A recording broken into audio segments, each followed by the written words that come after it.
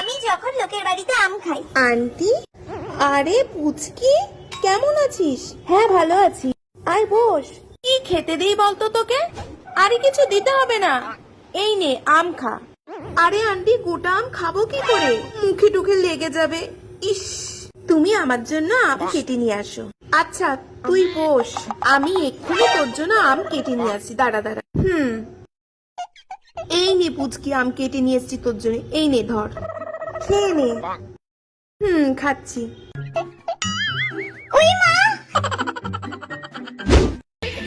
আমি আর আম খেতে পাচ্ছি না, পেট ভর্তি হয়ে গেছে। ঠিক আছে রেখে দে। আচ্ছা।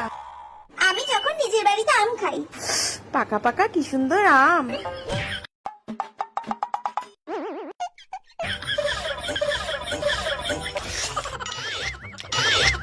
Oh, no, no, no, no.